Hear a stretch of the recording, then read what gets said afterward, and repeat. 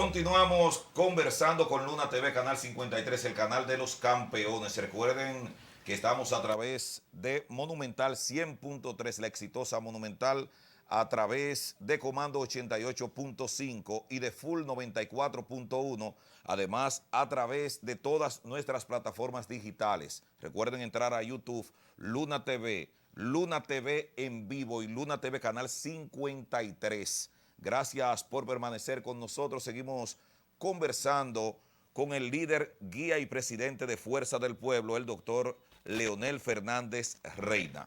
Vamos inmediatamente a la siguiente pregunta y quiero abordar este tema de suma importancia para el mundo en este momento por lo que significa Afganistán en la geopolítica, sobre todo del Medio Oriente.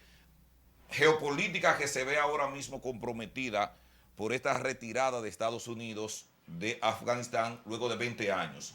Quiero conversar con usted con relación a Afganistán, los talibanes, la retirada de Estados Unidos y la entrada en el escenario político y de ese conflicto del ISIS-K, enemigos acérrimos de los talibanes, que nos dé una panorámica de esta situación que se está viviendo y qué podría devenir en los próximos días y semanas. En el 1979 hubo una ocupación soviética de la Unión Soviética en Afganistán y los soviéticos salieron derrotados. Incluso en esa ocasión, la CIA apoyaba a Osama Bin Laden, que estaba en el grupo de los yihadistas en contra de la Unión Soviética. Y los formó a todos ellos. Y los formó a todos ellos. Los soviéticos también tuvieron que salir. La presencia norteamericana en principio fue reconocida y aplaudida, en razón de que Al Qaeda utilizó territorio afgano con apoyo de los talibanes para los ataques terroristas del 11 de septiembre en Estados Unidos. Que por cierto, ahora en septiembre de este año se cumplen 20 años, ¿verdad?, de esos ataques terroristas. Bueno, la gente sintió lo que ocurrió, ¿verdad? Esos aviones estrellándose contra las Torres Gemelas en el Pentágono, la gente reaccionó indignada frente a lo que ocurrió. Y por tanto, el que Estados Unidos fuera a Afganistán a desmantelar el grupo de Al Qaeda se interpretó como un acto de legítima defensa. Y lo hizo bien Estados Unidos en esa ocasión porque consiguió un mandato del Consejo de Seguridad de las Naciones Unidas. Por lo tanto, fue una acción de carácter multilateral. Intervino también la OTAN y ahí estaba Estados Unidos. El propósito inicial entonces era desmantelar Al Qaeda. En el tiempo se logró. Osama Bin Laden fue ajusticiado, Al Qaeda fue debilitado, pero entonces como que se perdió cuál era el objetivo de la presencia norteamericana. Si era desmantelar Al Qaeda, no tienen que pasarse 20 años, no, ni gastar 2 trillones de dólares. Entonces se plantea un tema de nation building, como dicen, ¿no? O sea, construir la democracia, el ejército afgano. Y el ejército afgano resultó ser muy corrupto. Y entonces, nada, tenían una nómina de fantasmas. Cobraban gente que no existían. 150.000 personas en el ejército cobrando. Sí, cobraban por 350.000. Sí. Entonces, eso se debilitó. No había una moral, no había mística, ¿verdad? Todo que lo hicieran la fuerza de ocupación. El gobierno no tenía autoridad realmente. Y los talibanes, que cuando fueron desalojados del poder en el 2001, se refugiaron en Pakistán, donde recibieron apoyo político, militar y económico. Bueno, resulta hoy día como una cosa que uno no puede interpretar, que el gobierno norteamericano dice, bueno, es posible que tengamos que ir más allá del 31 de agosto para poder evacuar las tropas estadounidenses y los afganos que colaboraron. Y los talibanes le dicen, ni un día más. Los talibanes dándole orden a los Estados Unidos. Una cosa inconcebible. Inconcebible.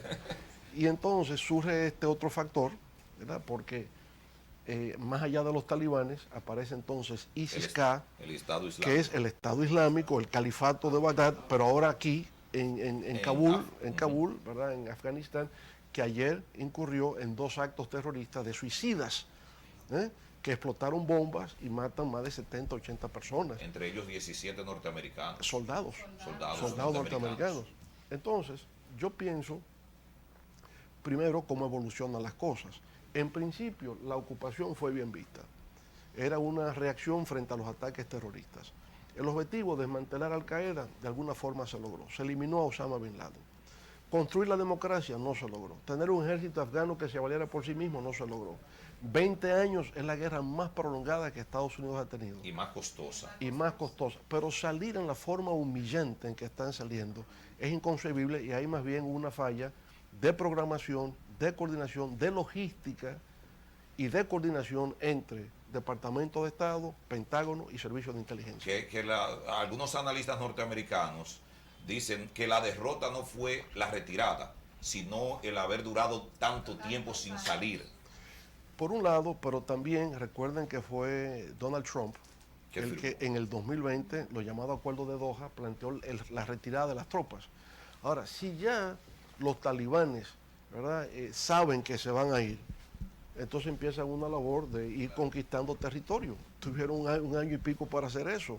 Entonces, cuando incluso el presidente Ghani se da cuenta de que ya es irreversible, de que las tropas se van, él mismo se va y abandona el gobierno.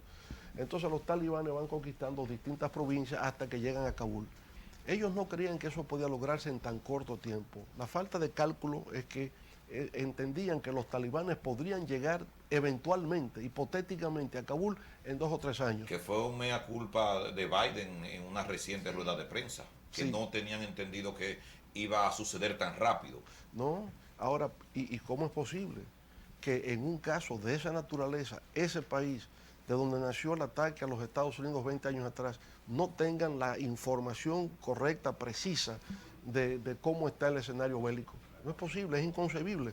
Un país tan sofisticado, con tanta tecnología, con tanta experiencia en el ámbito militar y que no sea capaz de determinar eso, no se concibe. No se concibe, es verdad. Y para cerrar ese tema, ¿cómo ve usted ese acercamiento de China inmediatamente con los talibanes y Rusia de una forma tal que el enemigo de los talibanes, que es Estados Unidos, es enemigo de estos dos también? Y inmediatamente confluyen y apenas en unos 2 días ya hay emisarios hablando con los talibanes de Rusia y de China. Ya ese es el factor geopolítico que interviene en ese aspecto, ¿no? China, que se convierte en el principal rival de Estados Unidos en la geopolítica del siglo XXI, inmediatamente ve una debilidad y produce un acercamiento. Es decir, yo me acerco a alguien que es tu rival y procuro que la humillación sea mayor. Ese es el juego político. El juego suma cero, lo que yo gano tú pierdes.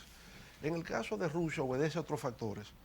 Usted sabe que Afganistán hace frontera con Kazajstán, con Tayikistán, que a su vez eran parte de las antiguas repúblicas socialistas soviéticas. Ahí predomina el Islam. Entonces Rusia, digamos, siente la preocupación de que el islamismo radical que tiene ISIS-K y que tienen nosotros pueda extenderse a esos países, ¿verdad?, que practican el Islam como religión, que se pueda radicalizar y que eventualmente se pueda tener un impacto en la propia Rusia moderna de hoy día.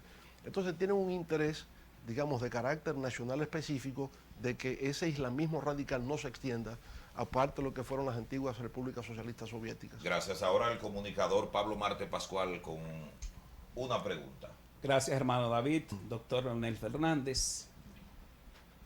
Me gustaría saber su parecer, y sé que a los amigos televidentes también, sobre los sometimientos de funcionarios del PLD y muchos de parte de lo que fue su gobierno, aparte de lo de Danilo Medina.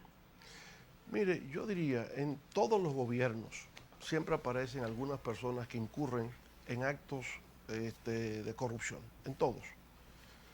El problema está cuando la corrupción se convierte, ¿no?, en un fenómeno auspiciado desde el Estado. Es otra cosa, se convierte en un fenómeno de mega corrupción, de hipercorrupción, de descontrol total. En el caso de que una persona haya incurrido en faltas en el manejo de fondos públicos, se inicia un proceso judicial y nadie puede oponerse a eso. Se inicia el proceso, será un juicio oral público contradictorio, el acusador, que es el Ministerio Público, presentará las pruebas, los indicios contra esa persona, se podrá defender y los jueces determinarán. Si hay pruebas irrefutables, inequívocas de que ha habido actos de corrupción, la sanción tiene que venir, sea quien sea y provenga donde provenga.